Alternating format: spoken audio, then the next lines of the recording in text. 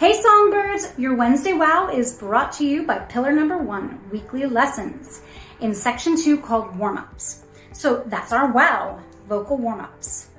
Okay, according to the interwebs, and I would agree, the definition of a vocal warm-up is simply a series of exercises that are meant to prepare the voice for singing, acting, and other use. But before we go into a deep dive of the definition or the necessities of warm-ups, I first need to express that this section of my 10 pillars of successful singing is the cornerstone of being a great singer. But so many singers overlook this and go straight to song practice. Guilty as charged. So I did this as a young singer till I began to work with an incredible vocal technician and I realized the error of my ways.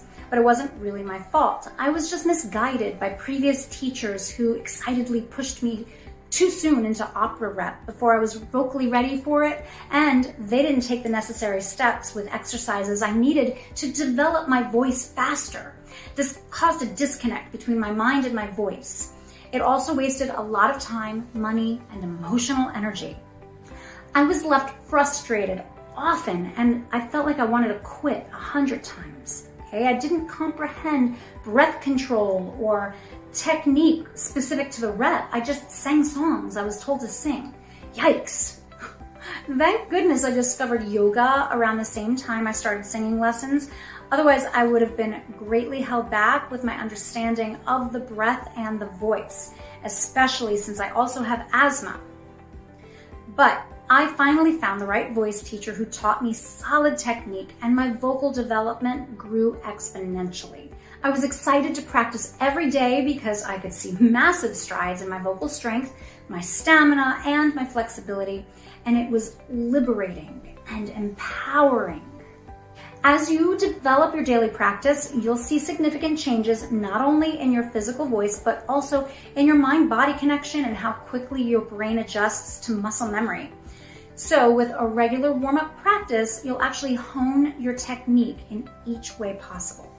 The shape of your mouth, right, for correct vowel and consonant placement, posture and alignment, strengthening the lungs, the muscles, and the diaphragm, relaxing the jaw and facial muscles where certain sounds resonate, all of that. As your muscle memory improves, the easier it will become to integrate all of these techniques directly into the text or the lyrics of the song without having to think about every single pitch, consonant, vowel, dynamic, expression, all of that. It just feels like it magically happens. After years of solid near daily practice, you may actually find that you need those warm-ups less and less because your mind-body has fully integrated the technique.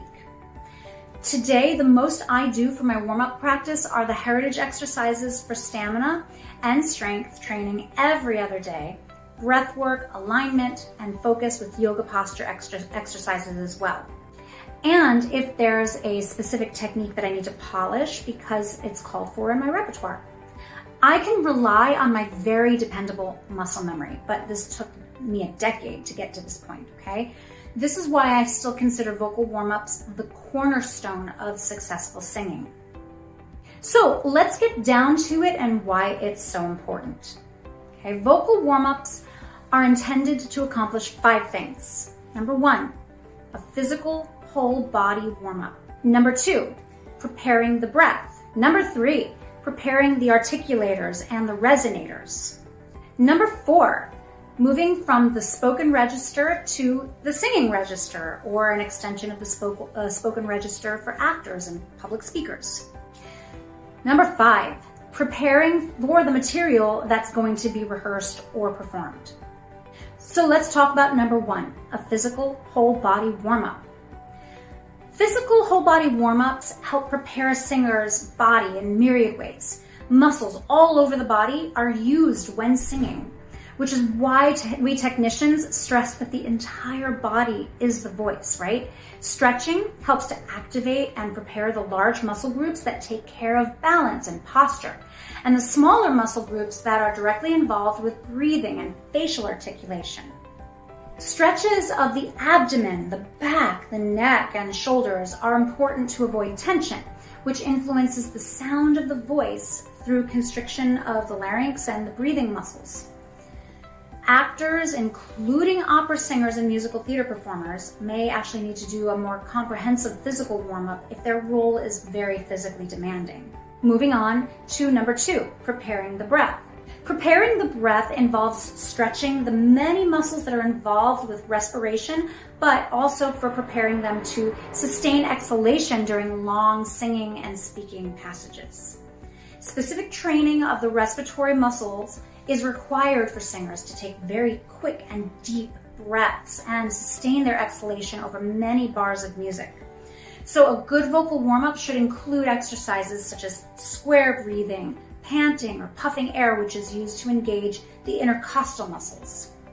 Next on the list is number 3, preparing the articulators and the resonators. Vocal articulation is controlled by a variety of tissues, muscles, and structures like places of articulation, right? But can be understood as the effect of the lips, the teeth, and the tip of the tongue. Untrained or poorly trained singers also try and use the jaw for articulation, which creates unnecessary tension in the facial muscles and the tongue. Ah, ah. So a good vocal warm-up will actually relax the jaw while activating the lips and the tongue in a variety of exercises to stretch the muscles and to prepare for a more defined vocal articulation that's required when you're singing or you're acting. Resonators are the hard and soft surfaces in the oral cavity that affect the sound waves, the production of the sound waves during phonation. The hard surfaces, such as the hard palate, they can't be controlled by the singer, but the soft surfaces, such as the soft palate, can be trained to change the timbre of the sound. So a vocal warm-up should include exercises which direct sound towards these hard and soft surfaces. These exercises can actually help singers and actors be aware of the lifting of the soft palate, which can create a darker, richer timbre when you're singing. Oh, lifting. Ah. Number 4, moving from the spoken register to the singing register. Changing pitch stretches the vocal muscles and singing or projecting the voice for acting. It requires a more strenuous use of these muscles. A good vocal warm-up should move the singer or actor from the spoken register, which is a small pitch range, which I call the comfort zone. It's a small dynamic range, and colloquial diction into the singing register, which is larger pitch range, a larger dynamic range, and diction specific to demands of the role or the song. This is often the largest and most complex part of the vocal warm-up, and it requires a multitude of exercises. These exercises also provide voice training and are sometimes called vocalises. These activities teach breath control, diction, blending, and balance. So a vocalise is a vocal exercise which is sometimes suitable for actual performance. They don't have words, and it's sung on one or more vowel sounds. And finally, number 5, preparing the material that's going to be rehearsed and or performed. Finally, a good vocal warm-up should prepare the specific material that's going to be rehearsed or performed, which is usually a vocal warm-up, right? That's a precursor to either rehearsal or performance. This could be as simple as doing some exercises in the key that's to be sung, or with the accent that an actor must use for their role. Certain difficult passages of the repertoire might be broken down and used as an exercise, and any language requirements must be prepared, especially if you're singing in your non-native language, right? You'll want to do exercises to prepare for those sounds and shapes that are required in the language. So let's talk a second about what's beyond lessons. When a vocal warm-up is led by a director, either a musical director, choral director, theatrical director, it also provides an important opportunity to assess the vocal abilities of the singers and actors without the distraction of the repertoire, and to specifically train areas of weakness.